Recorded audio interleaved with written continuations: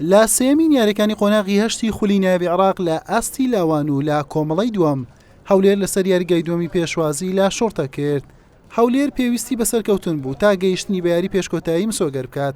لاوەکانی هەولێر لا میوانەکەیان باشتر دەرکەوتن و زنجیرەیەک دەرفەتیان لە سەرەتاوە بۆ ڕەخسا تاوەکو لە یاریەکە پێشکەون، بەڵام دەرفەتەکان بە ئاسانی لەدەستدران. لە خولەکی چواردا ناوبژوان لێدانێکی سزای بۆ لاوانی هەولێر ئەژمار کرد. محەممەد سەلام سەرکەوتونە بوو لە جێبەجێکردنی و لە دەستیدا. حوت خولەک دواتر موعەیەد سەفا بە ئەسیستی محەممەد سەلام هەولێری با گۆڵ یەکەم پێشخست. لە خولەکی 32 لێدانێکی سزا بۆ هەولێر گیرا. ئەم جارە کاپتنی تیپەکە مەتین مەنسوور جێبەجێ کرد، توانی ئەنجامەکە بۆ هەولێر دوو هێندەرێ بکات.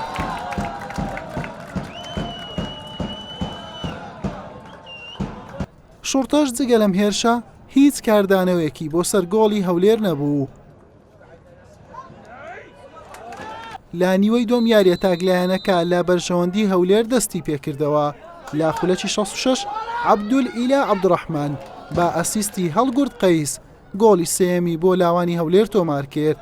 یاریەکە تا کۆتایی بەم ئەنجامە مایەوە و لاوانی هەولێر بە 3 گۆڵی پاک لە یاریەکە سەرکەوتنیان تۆمار کرد و گەیشتنە یاری پێشکۆتایی.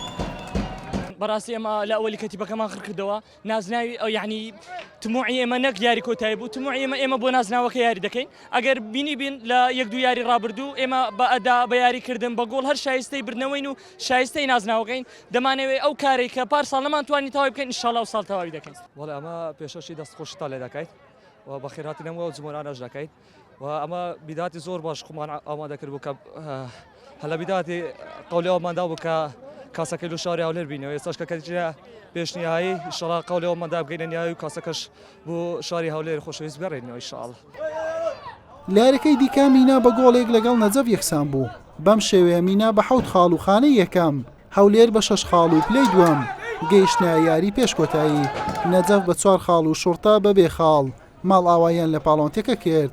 یاریەکانی پێشکۆتایی ڕۆژی دووشەممە لەسەر یاریگای یەکەمی فرانس و هەری ئەنجام دەدرێت.